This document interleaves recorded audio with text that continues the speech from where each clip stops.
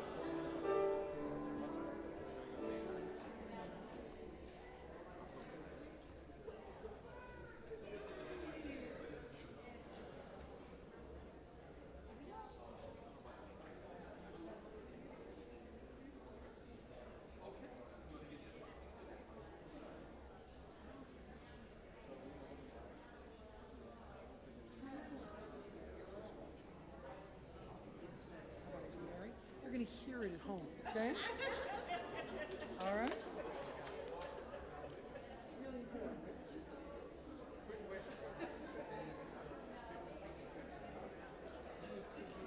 Before he is speaking where his sermon used to go when rabbis and rabbis. So, before Mishaveh, and then Alinu Kaddish Kodesh and Sunday.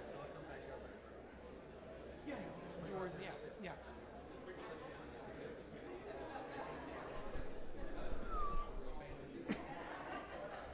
Oh, you know what I mean?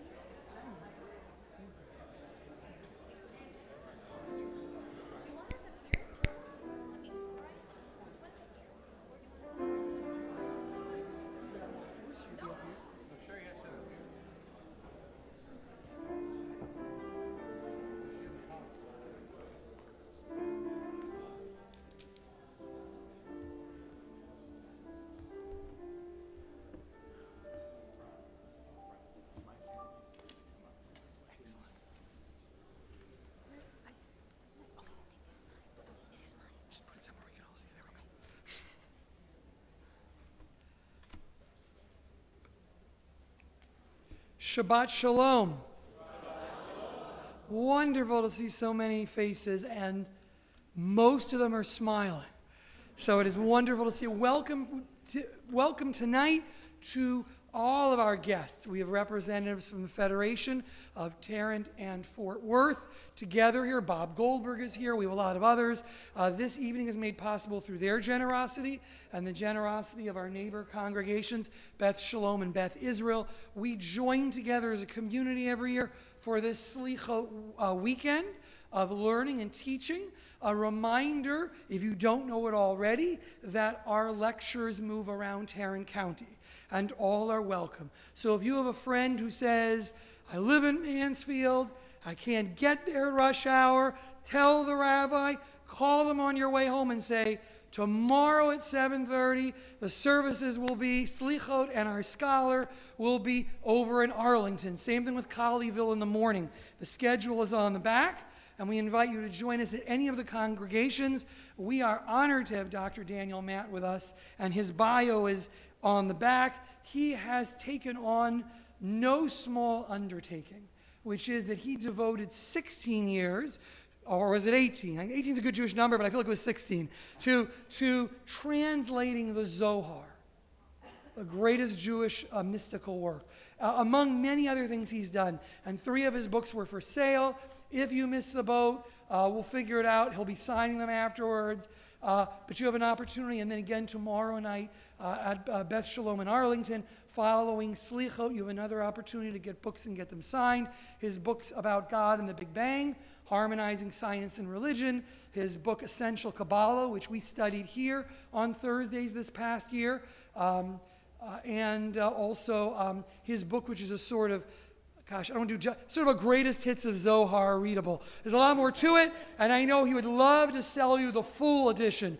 But if you want to warm up to it, we couldn't ship all those here. then he can tell you how to get them. So we are honored to have him. We are honored to have my colleagues. It is great to have them on the bima. This is about the most you're going to hear from me tonight because we have a lot of wonderful guests. We have our choir back, and we have our in full force, which can only mean that the High Holy Days are a week away.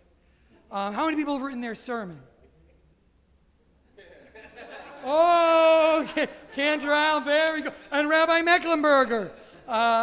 It is always wonderful to have Rabbi Mecklenburger and Ann with us. While we always want him here helping, especially those of us who have to write 5 sermons, he is going to be the rabbi in Sherman, Texas, this High Holy Days. So it's wonderful that he's doing the mitzvah of helping a small congregation in need of rabbinic leadership, even if it's my loss.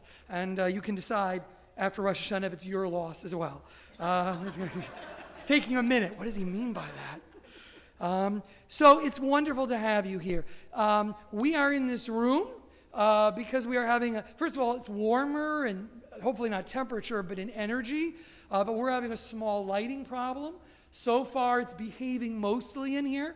But I want to promise you it will be fixed by Rosh Hashanah, which it will be. But since we only discovered it the other day, it's not fixed yet. So worst comes to worst, we'll have a candlelight. No, but one of the nice things about being here is that we also get a sense of Shabbat in our midst. And you can see in the wonderful garden to your right, my left, one of the really wonderful things about praying. Over the course of the summer, it was bright, less bright, less bright. But at this time of year, we get to see Shabbat literally come into our midst here. So, how do we welcome Shabbat? First, we welcome one another. Welcome one another. That's your cue.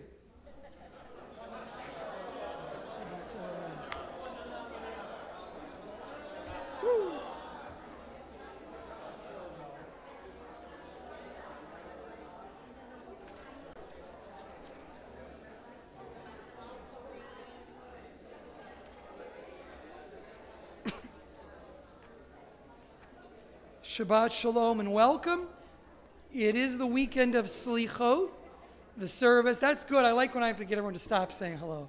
A warm group. Welcome wherever you're coming from, whichever congregation, whichever community, wherever you're visiting. Please do not leave after services. We have a wonderful Onik Shabbat and a chance to meet somebody new.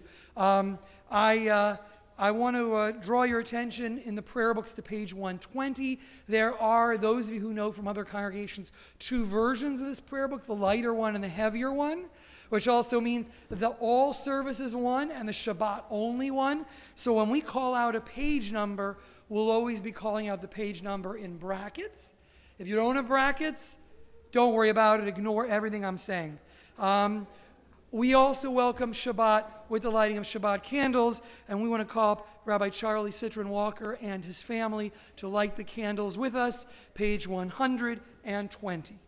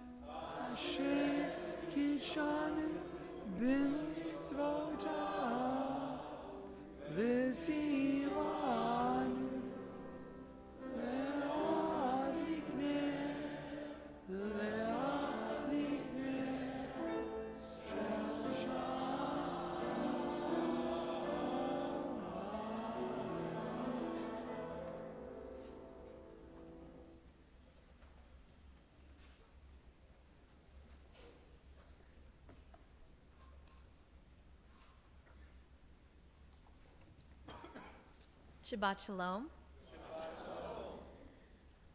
When people remark, the holidays are so early this year, or the holidays are so late this year, I have to chuckle, because they are neither early or late in the Hebrew calendar. Rosh Hashanah is always the 1st of Tishrei, and Yom Kippur is always the 10th. It's our solar secular calendar that messes things up. Truth is, for me, no matter how early or late they appear to be, as the season approaches, it always seems to take me by surprise. In fact, the title of Rabbi Alan Liu's book echoes my angst. This is real, and you are completely unprepared. But our sages have given us a system to begin the repentance process of, and the process of this. And it all begins in Elul, when we begin a month of thoughtful introspection about what we've done with our lives over the past year, and what we hope to strive for in the year to come. Specifically, we focus on the task of doing teshuvah, returning to God, with a commitment not to make the same mistakes that might have caused pain to each other and to ourselves. It's a sobering, humbling process, and there are specific customs and rituals that our sages have put into place to help us on this journey. Each day during the month of Elul, the shofar is blown during shacharit or morning services, a sort of spiritual wake-up call to remind us that we have some serious reflecting to do. Psalm 27 is added to our shacharit service as well, and is said every day through the end of Sukkot. It begins with a strong statement of faith. Adonai is my light and my help, whom shall I fear? Adonai is the stronghold of my life, whom shall I dread? The psalmist declares that even if he were to be met with his enemies, he would not be afraid because God will protect him. But then the tone shifts, and this assuredness begins to waver as he pleads for God to hear him and to be present. Do not hide your face from me. Do not act angrily toward me. Do not abandon me. His cries end with a seeming directive to himself. Place your hope in Adonai, be strong, take courage, and place your hope in Adonai. Now, various commentators have even surmised that this psalm is actually 2 psalms, but in analyzing the structure and balance of each section, too detailed to go into tonight, the overall conclusions point to it being one literary piece. Psalm 27 actually reflects the tension between faith and doubt, which can legitimately live side by side. It confirms that even the most pious among us can question. Rabbi Benjamin Siegel remarks, the psalmist is model, puzzle, and challenge to us, for he did not hide from life's troubles on one hand, and yet lives with a framework of faith on the other.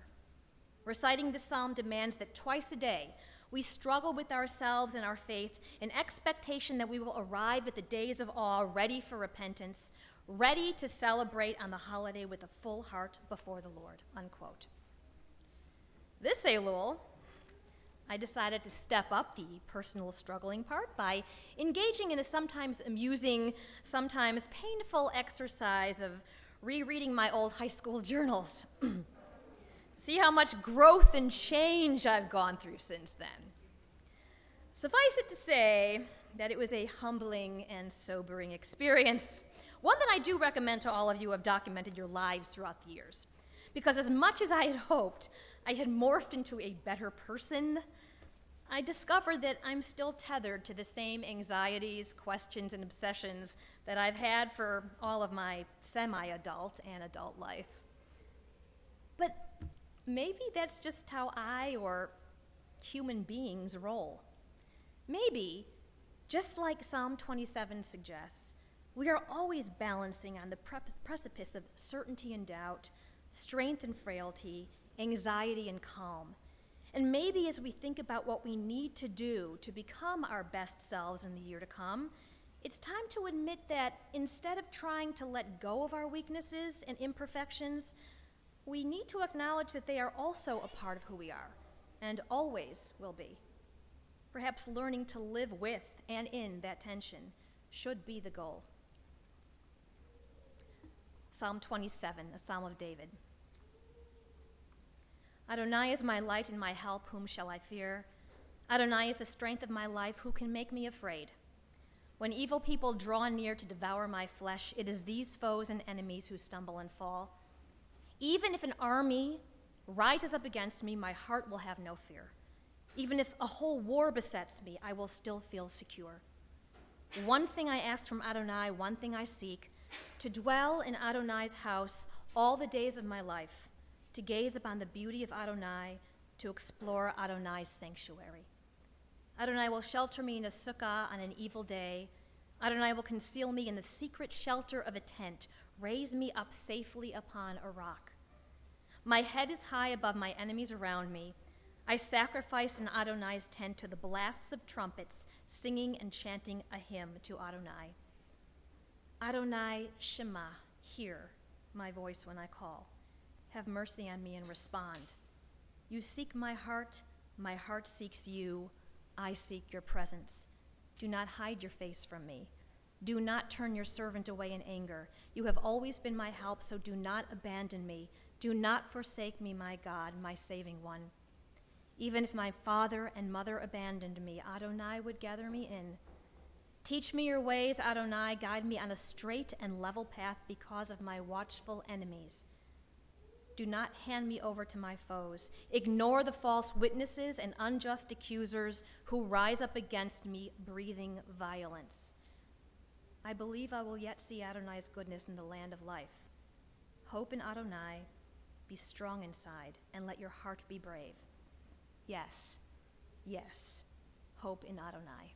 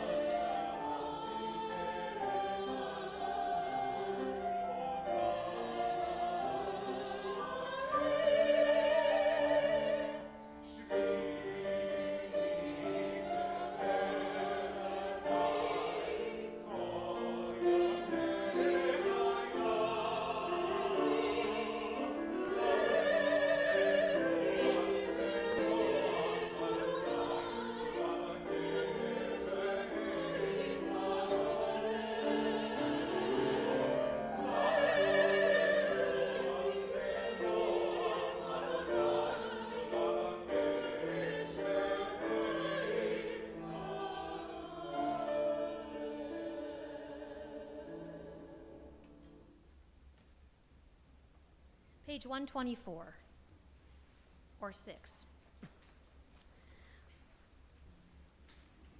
We enter the sanctuary to welcome Shabbat. Within these walls, we sit surrounded by numberless generations. Our ancestors built the synagogue as a visible sign of God's presence in their midst.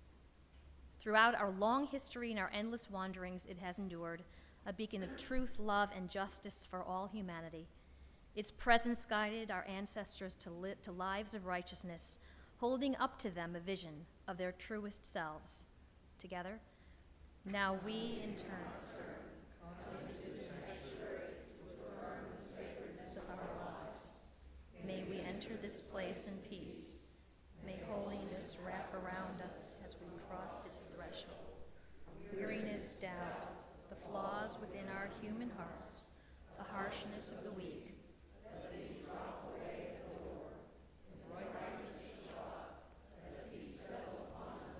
As we lift our hearts in prayer.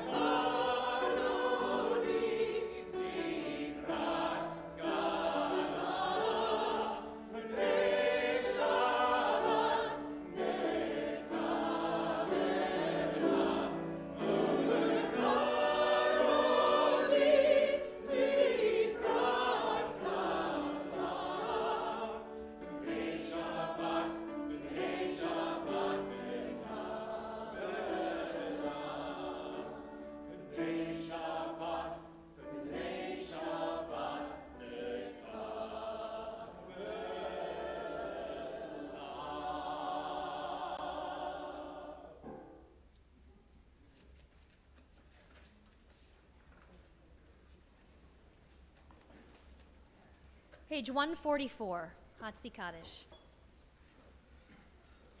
Yitgadal v'yitkadash Shemei Rabbah v'yalma divrach Yerutei v'yamlich malchutei b'chayechon u'v'yomechon u'v'chayei dechol Beit Yisrael bagala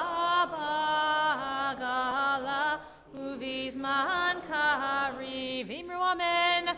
Amen. Yehei Shmei Rabbah mevorach le'olam ulal me'almaya yitbarach v'yishtabach v'yitpa'ar v'yitromam v'yitnaseh v'yithadar v'yitaleh v'yithalal Shemei dekudesha berichu le'ela min kol birchata v'shirata Tushbechata v'nechemata damiran bi'alma v'imru amen. Amen.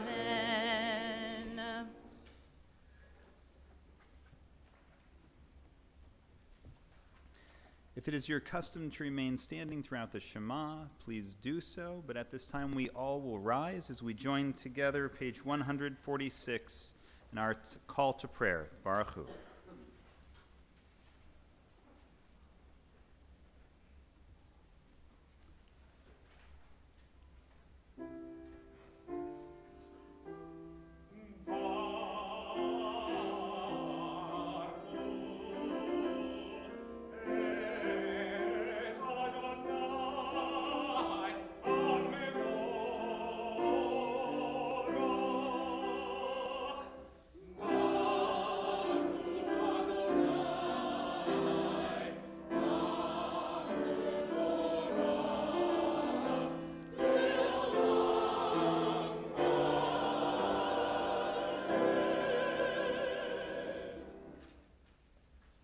We join together page 148 in the middle of the page. Blessed are you, Adonai our God, ruler of the universe, who speaks the evening into being, skillfully opens the gates, thoughtfully alters the time and changes the seasons, and arranges the stars in their heavenly courses according to plan. You are creator of day and night, rolling light away from darkness and darkness from light, transforming day into night and distinguishing one from the other. Adonai Tzvaot is your name. Ever-living God, may you reign continually over us into eternity. Blessed are you, Adonai, who brings on evening. Baruch atah Adonai, ha-ma'ariv aravim. Page 150.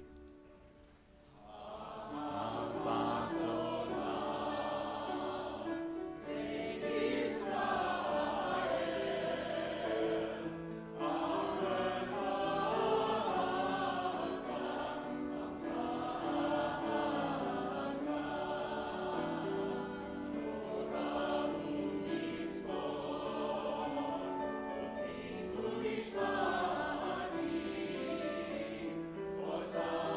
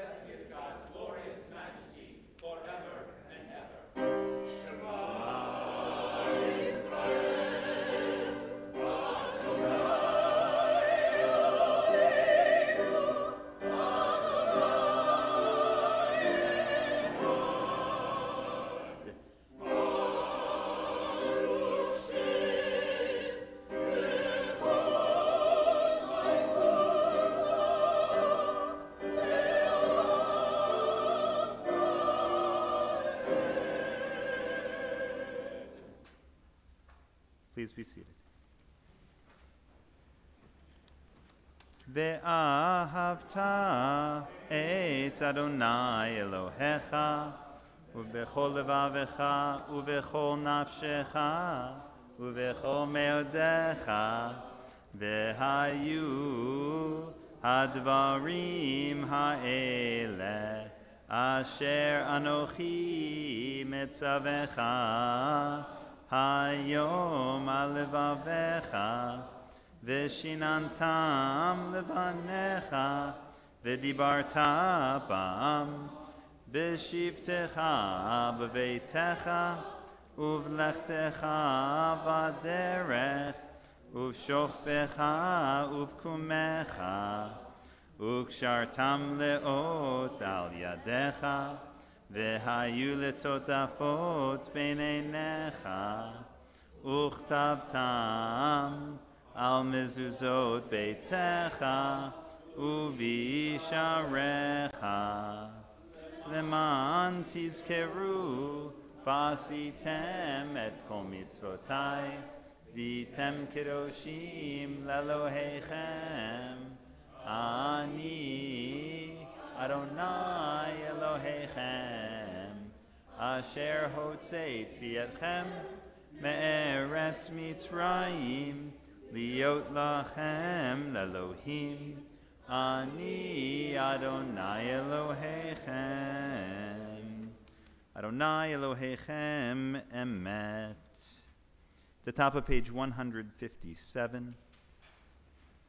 Standing on the parted shores of history, we still believe what we were taught before we ever stood at Sinai's foot. That wherever we go, it is eternally Egypt. That there is a better place, a promised land. That the winding way to that promise passes through the wilderness. That there is no way to get from here to there except by joining hands, marching together. Page 158.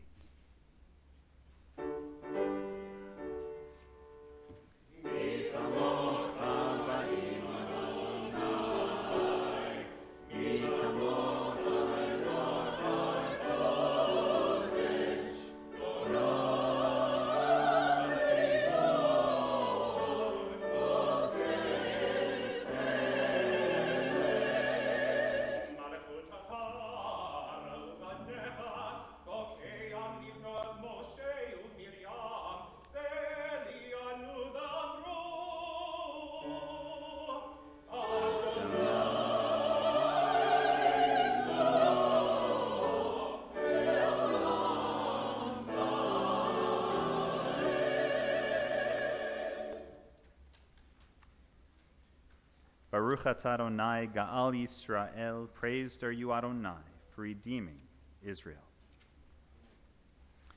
There's a Hasidic tale that imagines, with Rosh Hashanah approaching, Ha-Satan, Satan, gathering his assistants together to talk about the most effective method of destroying the meaning of people's lives. You know, just your regular business meeting.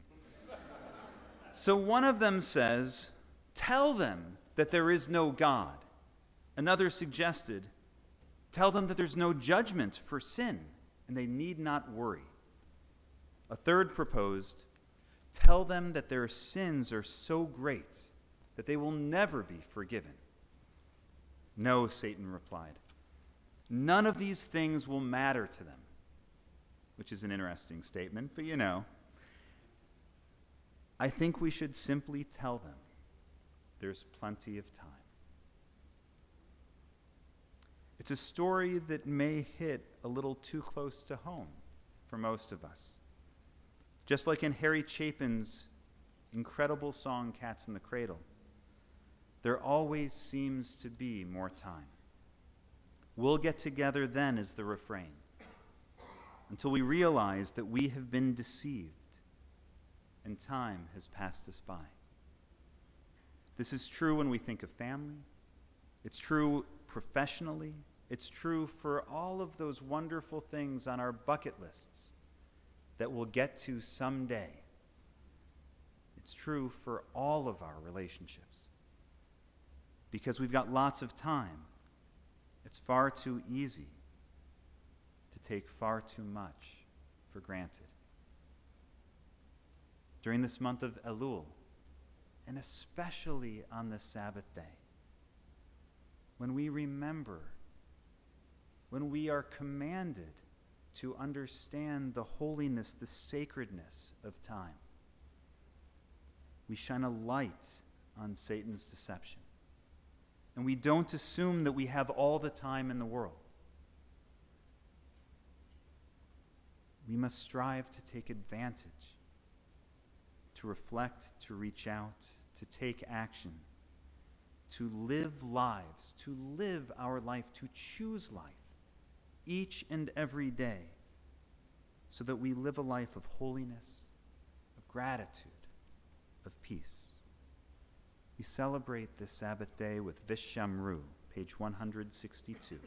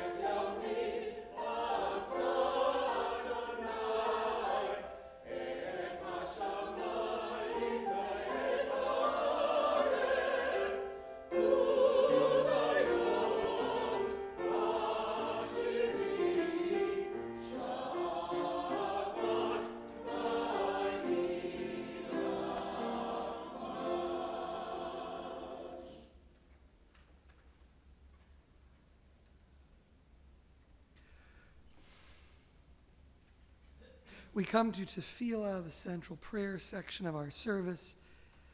It goes on for many pages. It has a prayer for just about everything, although it's shorter on Shabbat. And yet it opens with the words to help us find the words.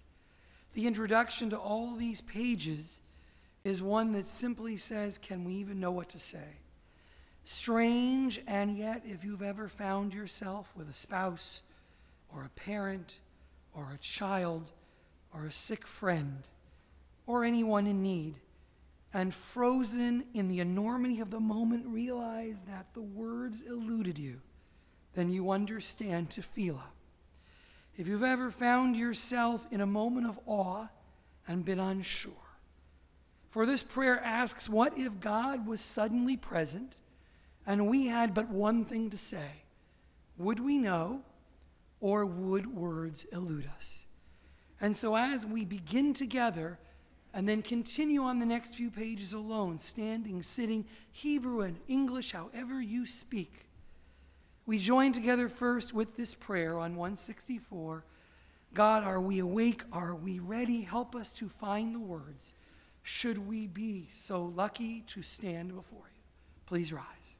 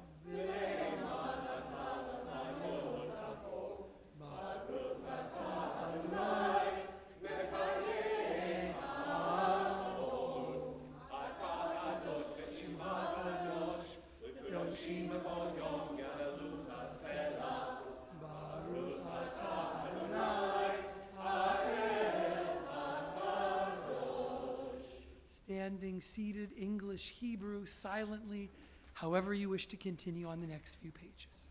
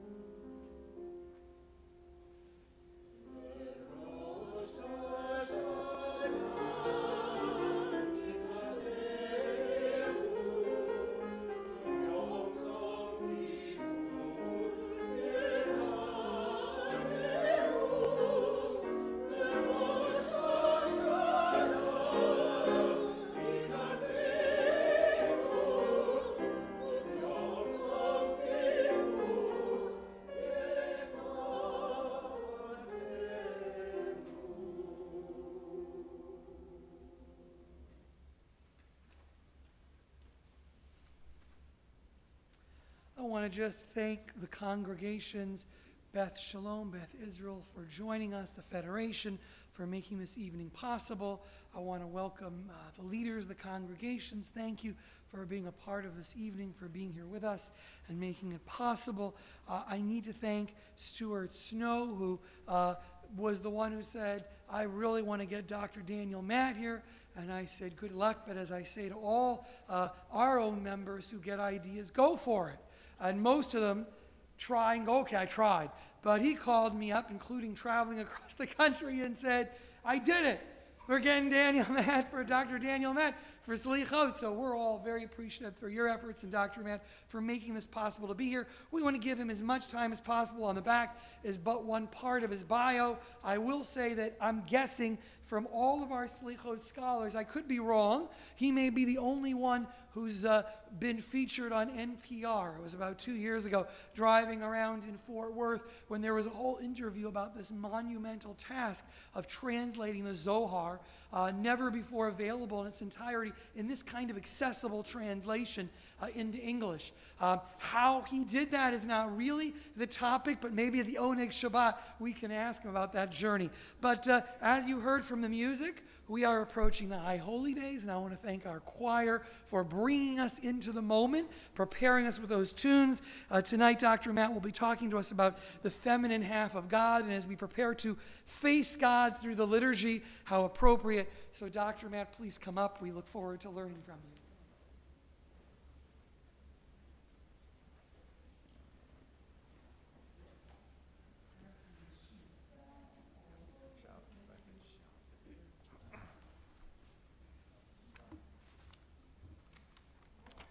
Shabbat Shalom.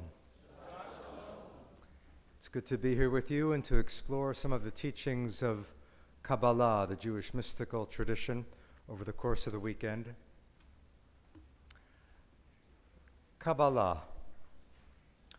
Why should anyone care about an ancient mystical philosophy, something that emerged over 700 years ago in medieval Europe? Why would anyone study the main book of Kabbalah, the Zohar, a book written in the 13th century in Spain, composed in Aramaic, a language that was spoken even then by hardly anyone in the world? Why would anybody read such a book that's intentionally cryptic and perplexing? Why?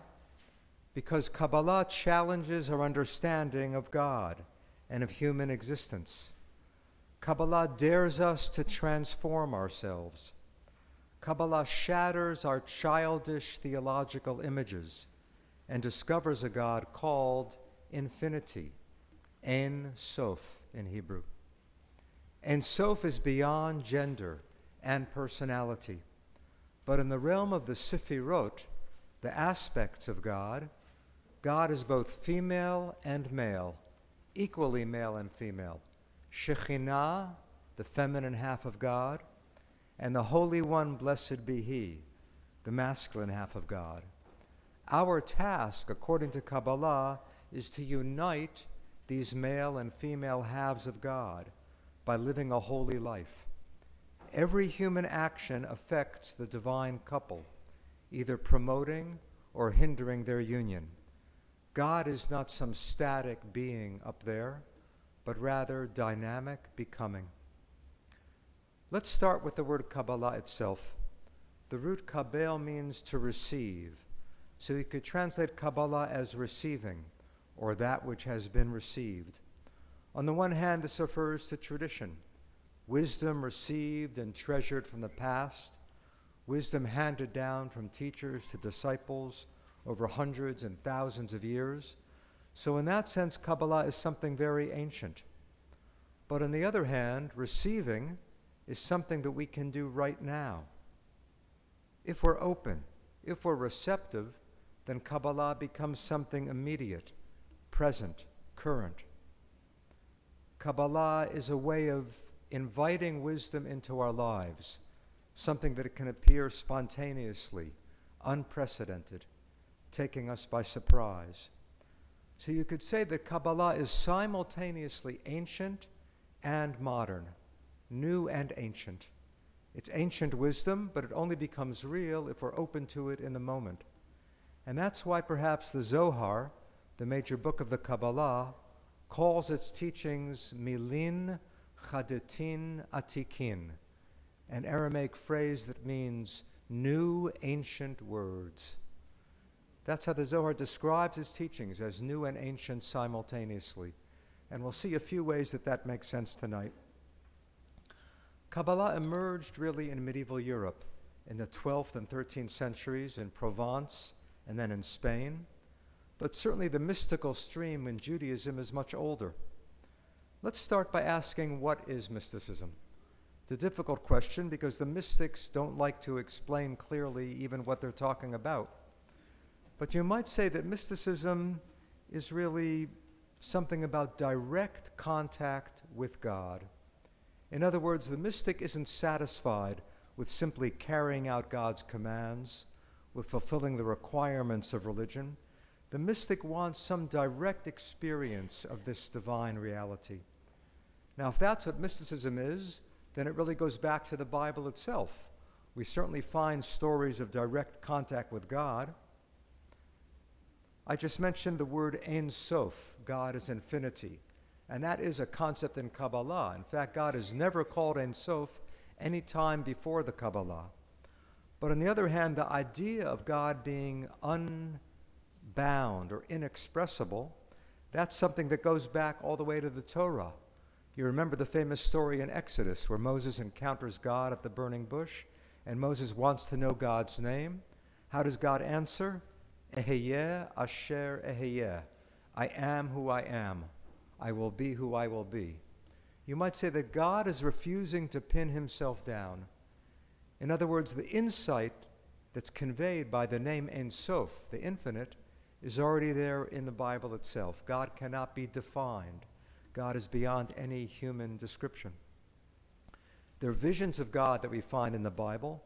Perhaps the most dramatic one is in the book of Ezekiel, that prophet who accompanied the Israelites into the exile in Babylon.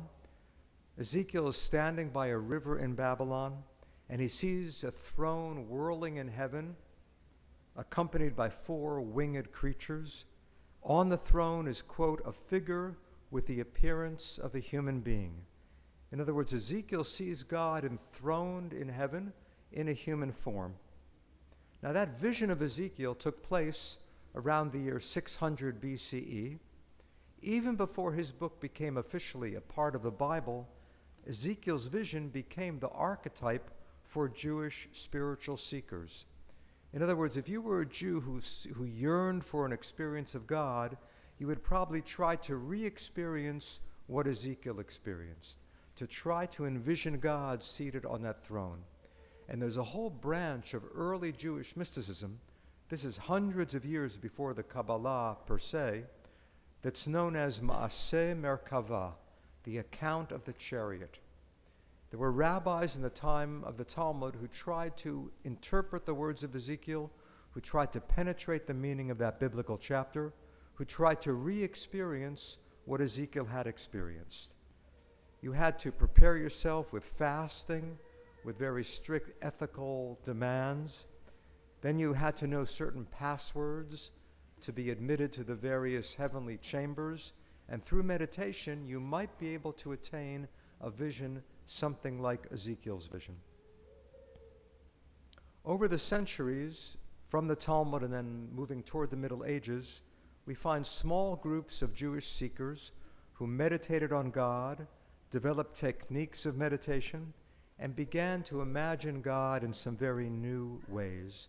And this is really the birth of Kabbalah.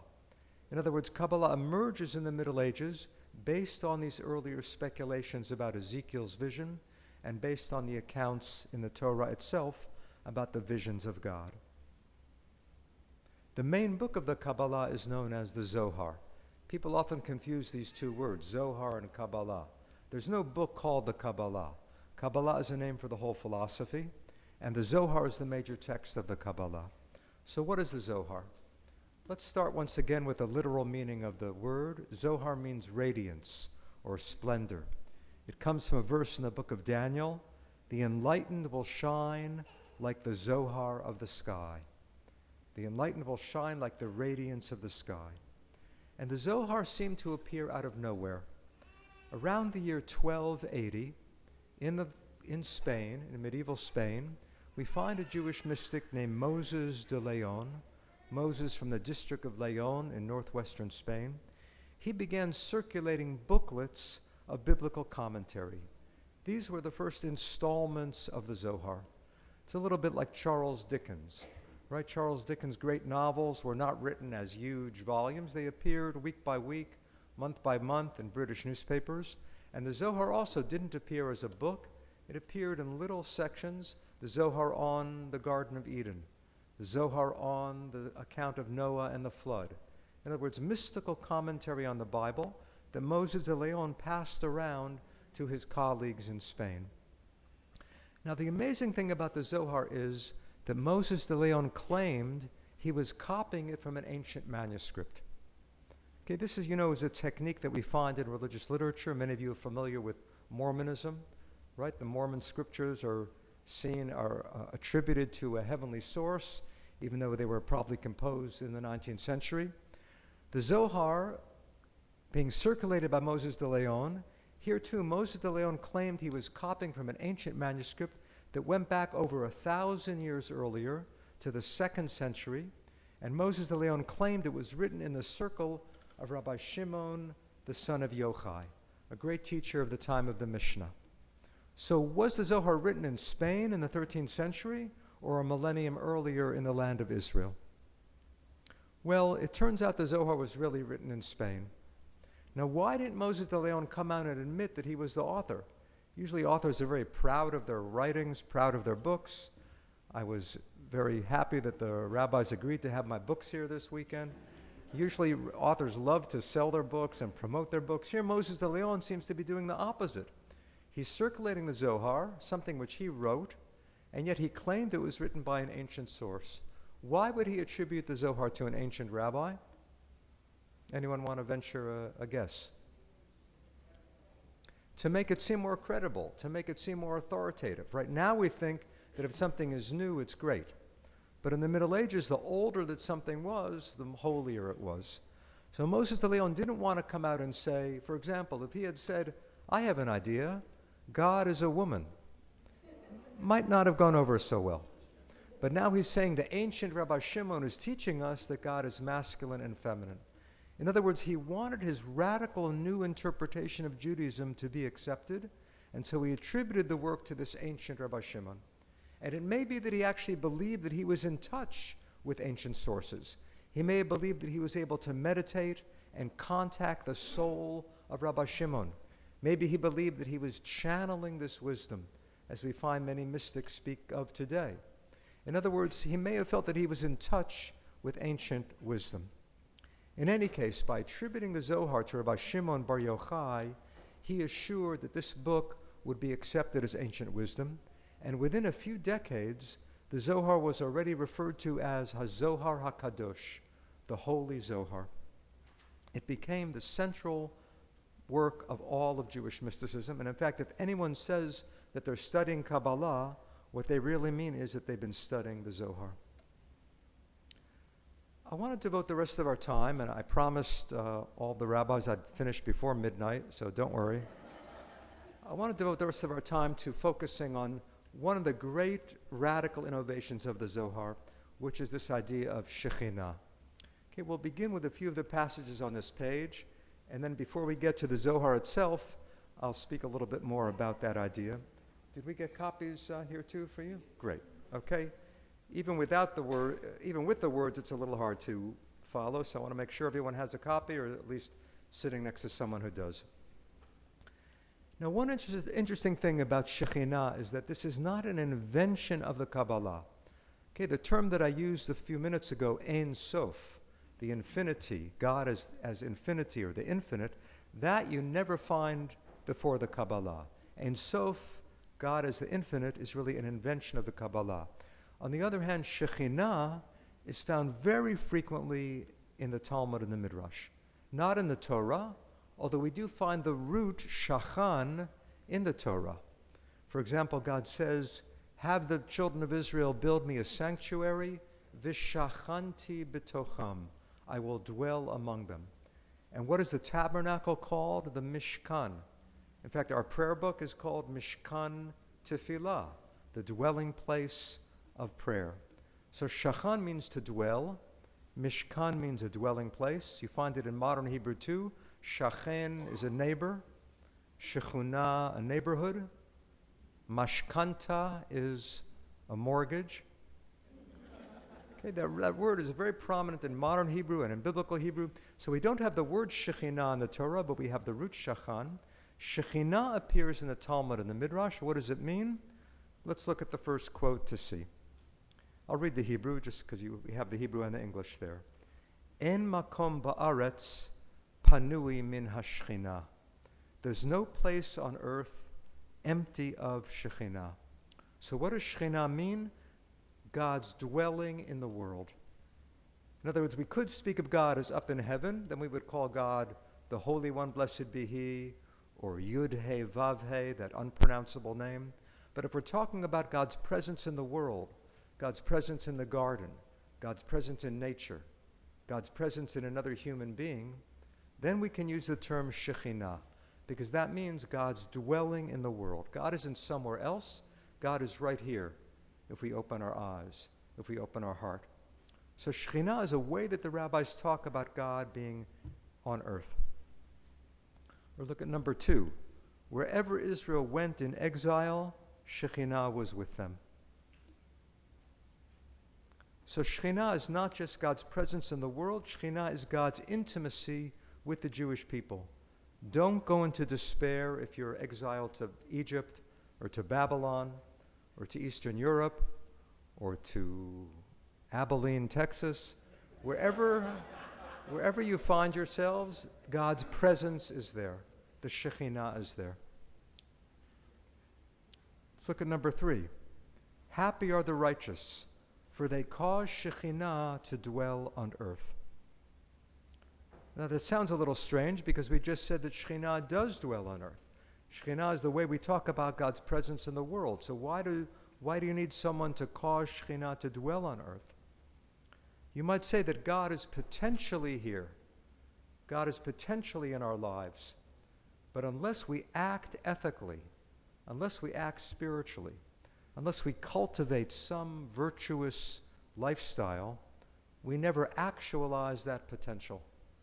It's up to us to make God real. God is potentially here, but what does it mean to be righteous? To make a dwelling place for God, to welcome God into our lives. One of the most beautiful names for Shekhinah that we find in the Kabbalah is Sod HaEfshar, the secret of the possible. That's a name the Kabbalah gives to Shekhinah, the secret of the possible. And I think what that implies here is that God is potentially real. We have to act in such a way as to realize that potential. Okay, the final teaching before we come to the Zohar itself. Number 4, this is from the Talmud. Everything so far has been from classical rabbinic sources, not the Zohar, not the Kabbalah, from the Talmud and the Midrash. 1 through 3 were from, 1 was from the Midrash, 2 was from the Talmud, 3 is from the Midrash, 4 again is from the Talmud. When Rav Yosef heard his mother's footsteps, he would say, I will arise before Shekhinah, who is approaching. So this is interesting. This certain rabbi, when he heard his mother come into the room, he would say, I have to get up because the Shekhinah is coming into the room. For this rabbi, his mother was an embodiment of the Shekhinah. Now that's interesting because really you don't find the Shekhinah described clearly as a feminine presence until the Kabbalah, but already here in the Talmud we have a hint that Shekhinah is feminine.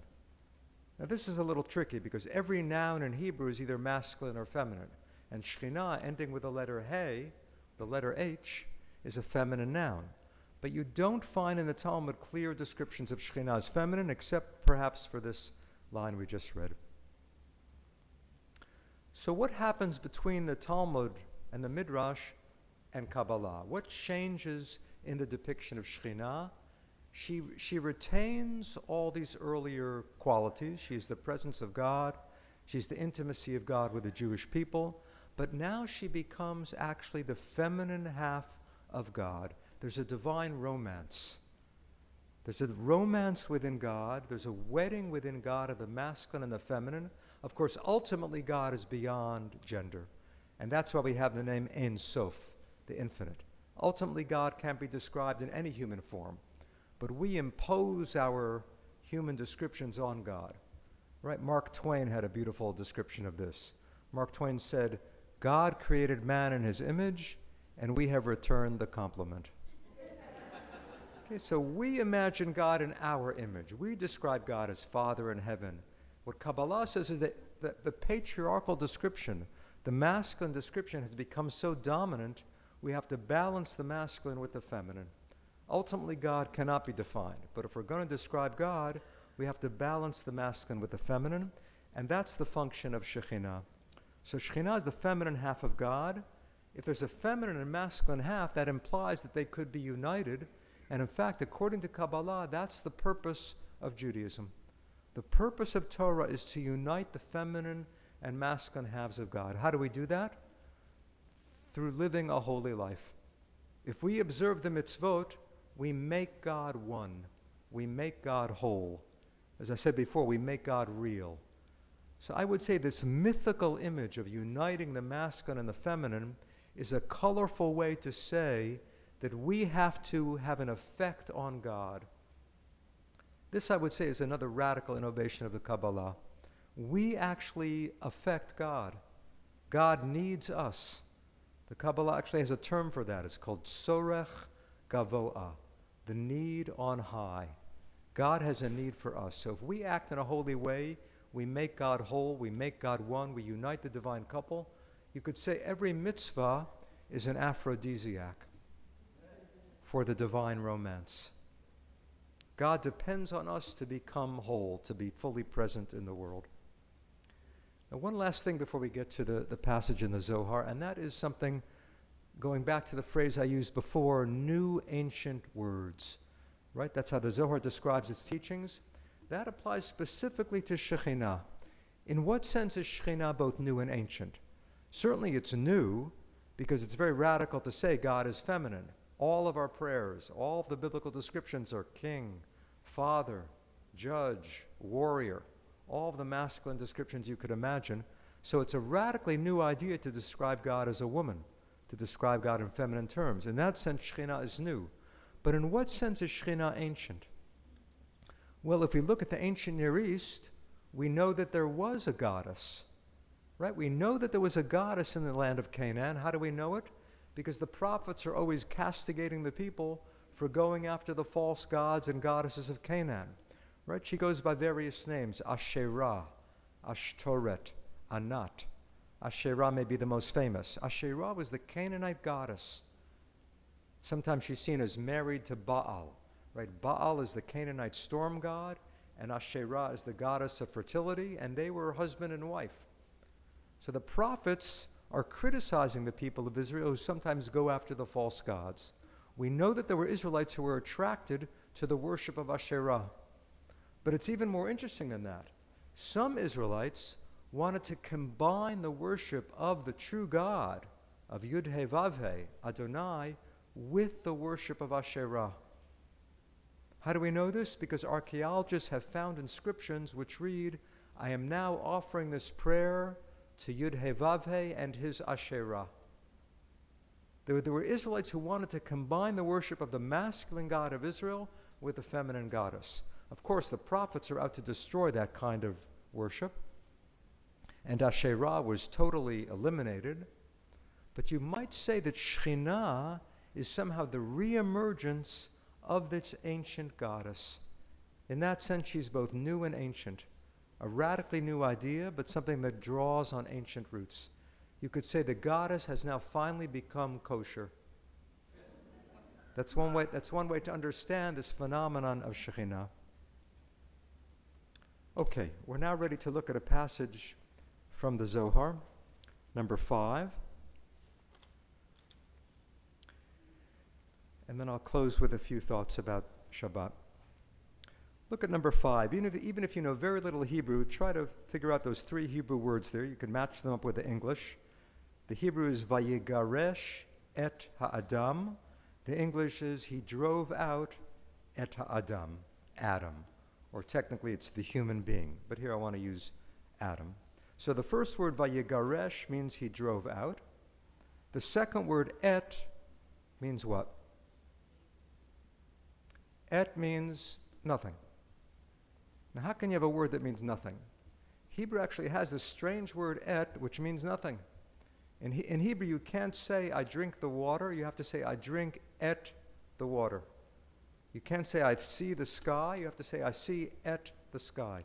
Anytime there's a direct object with a definite article, the, it has to be preceded by this word et. It's very strange. Grammarians call it a particle. Why do they call it a particle? Because they don't know what to call it. So they have to call it something. They call it a particle. In fact, you know, Ben Gurion, the first prime minister of Israel, had a campaign to eliminate et. He wrote letters to the editor. He wrote letters to the Academy of the Hebrew language saying, let's get rid of this et. Why are we wasting valuable printer's ink on this word that means nothing? And he wasn't totally successful, but in modern Hebrew, you find a lot fewer ets than in the Bible. In the Bible comes almost every line, because every time there's a direct object with a definite article, you need et. Now, there were rabbis in the Talmud who loved to interpret et. For example, Rabbi Akiva, the famous Rabbi Akiva, he loved to interpret et. He said, if you find the word et, that means there's some added element that you haven't yet understood in the verse. For example, in Deuteronomy it says, you should revere et God. Et ha-Elohim tira'un. Rabbi Akiva said, this means you should also revere your rabbi. So what is et? Et is an opportunity. Et is an excuse to find some new meaning in the verse. Some of Rabbi Akiva's colleagues got very frustrated with him. They said, dayecha. Right, what do we say on Passover? Dayenu? Enough for us? They said, dayecha, enough with you. Enough with you and your et's already. Because if you interpret every et, it's endless what you could do to a verse. But Akiva loved to interpret et. And the Zohar adds to that. The Zohar loves to interpret et, but for the Zohar, et now becomes the name of what? I'll give you a hint. Any question I ask for the next few minutes, the correct answer is Shekhinah. So what is et? A code name for Shekhinah. Why? Because she is Aleph to Taf. Look at this word et. Well, how is it spelled? Aleph Taf. Now this is amazing. It's a little word that means nothing, but it includes everything. It's A to Z, Alpha to Omega. You know, in the New Testament, there's a line where Jesus says, I am the Alpha and the Omega. Now, it's unclear if Jesus ever said that, but if he said it, he probably said, I am the Aleph and the Taf. His Hebrew was a lot better than his Greek. But this little word et is Aleph to Taf. So why is that a name for Shekhinah? Because she includes all of the qualities of God. So she is A to Z. She is Aleph to Taf. So whenever the Zohar wants to interpret et, usually it interprets it as a name for Shekhinah. And now I think we know enough to read this little paragraph. He drove out et ha'adam. Rabbi Elazar said, we do not know who divorced whom. One more thing I have to tell you. The verb garash, to drive out, garish, also means to divorce in Hebrew. So this verse says God drove out Adam. There were already rabbis who said that really means God divorced Adam. It's as if God and Adam were married. But because Adam didn't fulfill the divine command not to eat from the fruit of the tree of knowledge, God gerish, God divorced him. So the Zohar has that midrash in mind, that the verb really means to divorce, but the Zohar says, wait a minute, who divorced whom? If the Blessed Holy One divorced Adam, or what's the alternative? Adam divorced God. That's too radical to say. What does the Zohar say? Or not. This is how the Zohar does its teaching. What does it do? It makes the reader come up with a radical, almost heretical alternative. The Zohar is not going to say it. The Zohar is just going to plant a little seed in your brain, or not. And you're left wondering, not? What's the alternative? The alternative is that Adam divorced God? Adam threw God out of the garden? But the word is transposed, which I think really means the whole verse is turned on its head. He drove out et, precisely. In other words, don't read the verse, he drove out et ha'adam. Put the period after et. He drove out et. Who is et? So what does the verse now mean? He drove out Shekhinah. Who drove out et? Then we read the next word in the verse, Adam. You see how he's reading the verse? Not he drove out et Adam, he drove out et. He divorced the Shekhinah. Who divorced Shekhinah? Adam. Adam actually drove out et. Consequently, it is written, Yud-Heh-Vav Elohim expelled him from the Garden of Eden. Okay, the Zohar does not deny that God expelled Adam. But the Zohar asks, why did he expel him? Because Adam drove out et, as we have explained. I love that, as we have explained. First of all, he didn't explain it. Second of all, when did he say it? 2 lines earlier. But now it's become instant tradition. That's what I would say. The Zohar loves to invent traditions. In that sense, too, it's new and ancient. Radically new, but attributing it to ancient sources. So this almost heretical idea, what does this mean? Adam, it's almost like saying we're still in the garden. Right, and you talked about nature and the beauty of nature right here. In a sense, we're still in the garden, but we don't realize it because we've alienated ourselves. We've excluded God from our life. We've lost touch with the spiritual dimension of living, so we find ourselves alienated. We find ourselves banished from paradise because we've lost touch with the divine. We have thrown Shekhinah out of our lives. You might say this is also talking about what happens to every baby. Right? I have a new grandson who's about 5 weeks old. And every baby, you might say every baby is a mystic. Every baby thinks that it's one with the whole cosmos, right? That's why you can't let a baby do anything. The baby doesn't know where it ends and the stove begins, right? Or where it ends and the curb of the street begins. The baby doesn't yet have an ego. So Adam and Eve, or each of us in our infantile existence, we didn't originally have a sense of being a limited self. We just were one with the universe. What does maturing mean? To become aware of my boundaries, to become aware of my limits. So when did that happen to Adam and Eve? That's maybe what it means to eat from the fruit of the tree of knowledge. Adam and Eve became aware that they were separate beings. As the Torah says, they had no shame. They had no sense of nakedness. Then when they ate from the fruit, they had self-consciousness. They had self-awareness. They wanted to cover their nakedness. So that's what every human being goes through. We lose the sense of being one with the cosmos. We become aware that we are limited selves. And from that point on, in a sense, we were banished from that paradise of mystical oneness. So what is religion about? What is spirituality about? Trying to regain some sense of being part of a greater whole. That we are really part of a stream of being. We have some way to connect with community and with the people of Israel and with humanity and with the universe through an awareness of the divine. Becoming aware of God is really becoming aware of the oneness of which we are a part. And that may also be implied here by the Zohar. Adam and Eve lost that oneness. Each of us loses that oneness. So how can we recover that sense of harmony or being part of something greater? Certainly one way is Shabbat itself. Shabbat is a way to welcome the Shekhinah back into our lives. And although the Shekhinah is a Kabbalistic notion, we're all very familiar with the prayer Lecha Dodi, which we chanted tonight. Such a beautiful new melody, new for me. And that prayer Lecha Dodi is a mystical poem written by Kabbalists celebrating the divine wedding. What was that last verse when we all stood up and turned toward the back? Come, O bride.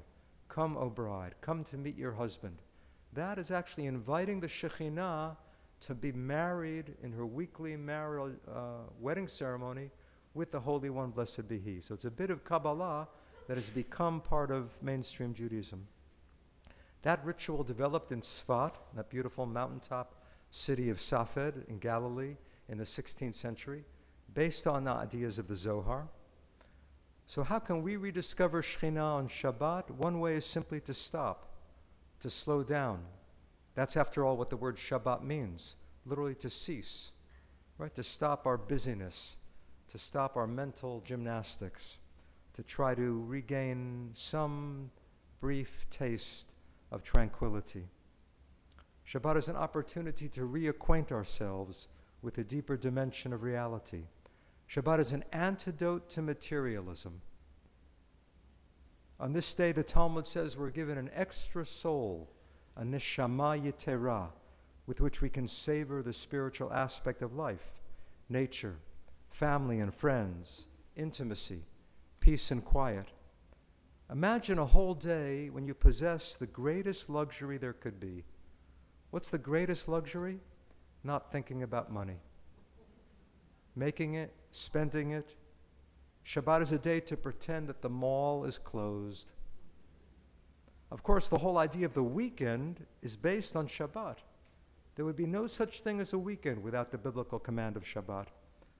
But so much of the American weekend has been consumed by shopping and errands. We could restore half of each weekend to its original purpose by disengaging from materialism. Shabbat is that opportunity to recover rare, simple pleasures, walking, reading, being together with those we love. A generous time, a generous measure of unscheduled time is essential for Shabbat. Shabbat is a palace in time. If you observe Shabbat, the rabbis say, it's as if you've observed the entire Torah. On Shabbat, we have the chance to recover the immanence of God, the nearness of God, Shekhinah. So, Lecha Dodi, come, my friends, let us greet the bride, Shekhinah, the divine presence. Let us welcome her back into our lives. Shabbat Shalom.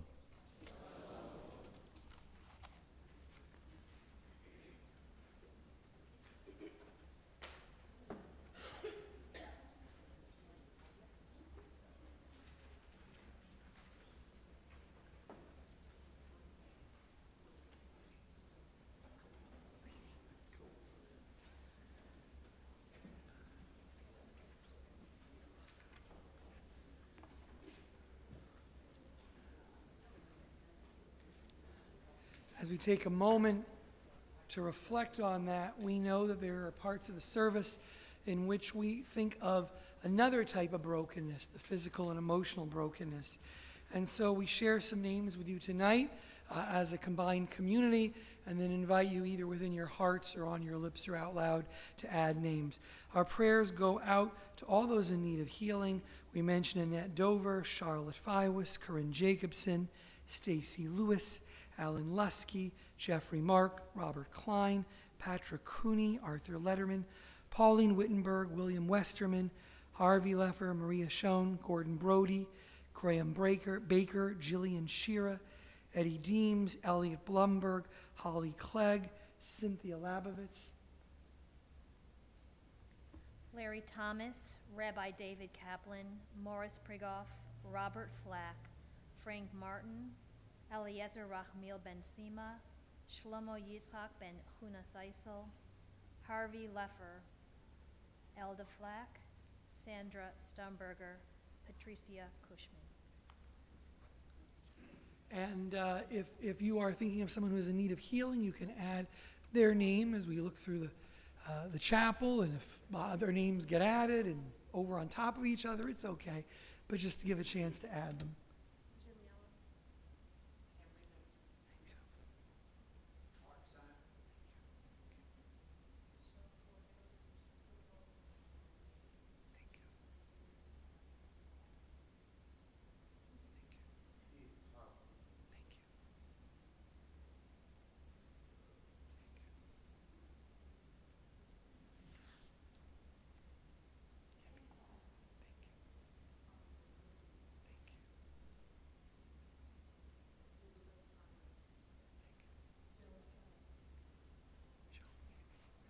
Think of all of them as we listen to those words of prayer and pleading when Moses and Aaron hoped their sister would be healed.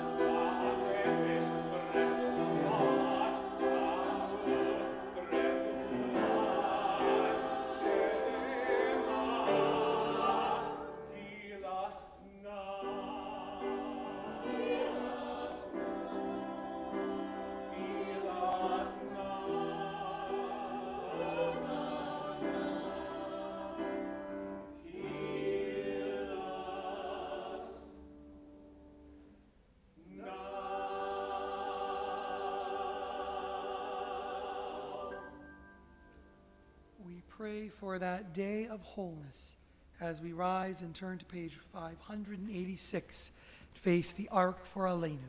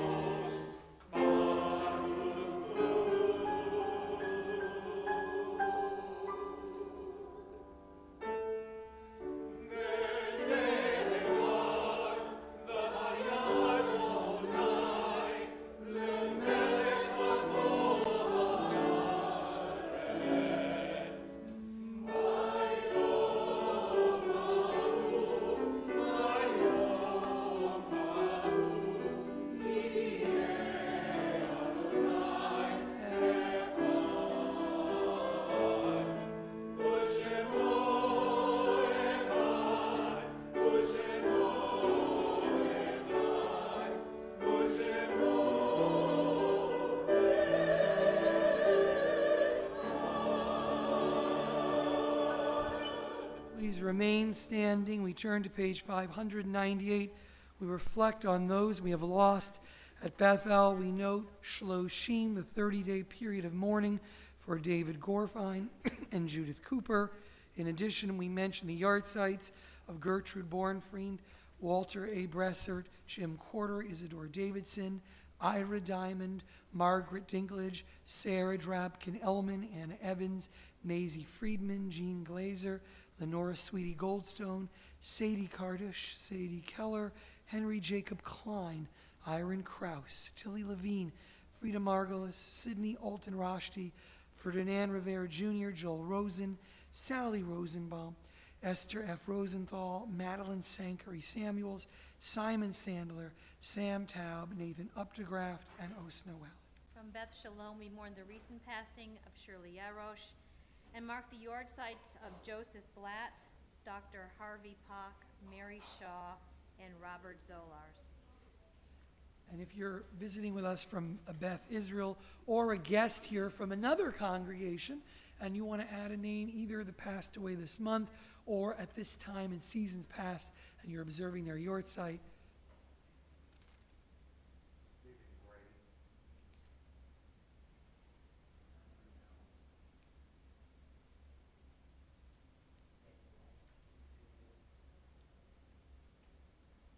page 598. We continue with the Mourner's Cottage together.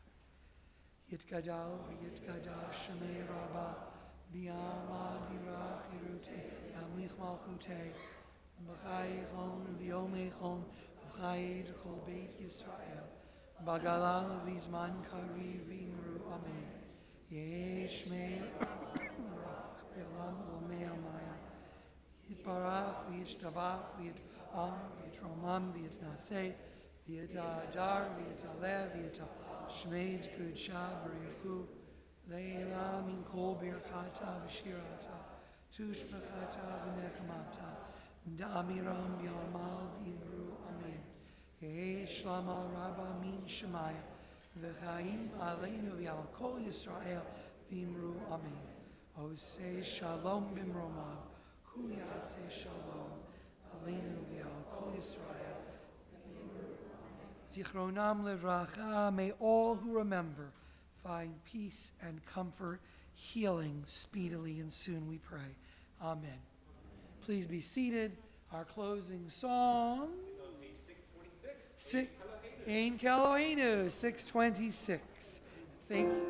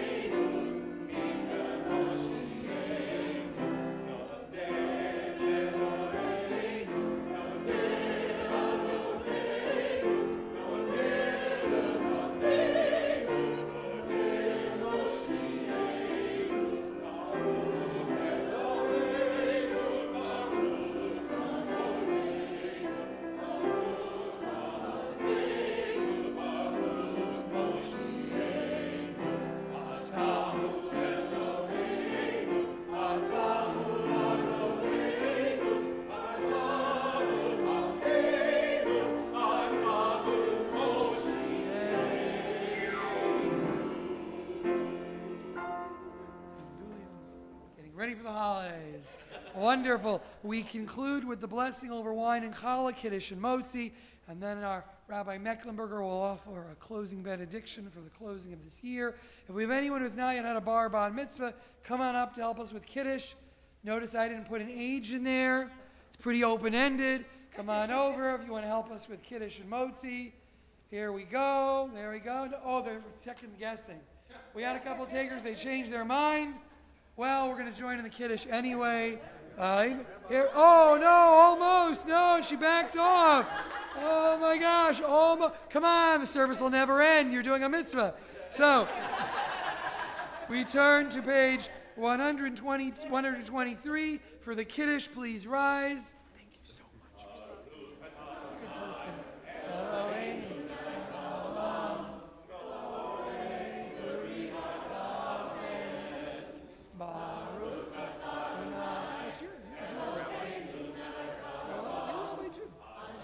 Shadu Tzvotav V'Ratzavanu V'Shakudshu V'Yavahu Ratzo In Chilanu Zikaran L'Maseh V'Reishit Kiyuyom L'Mikroi Kodesh Zecher L'Tziyah Mitzrayim Kivan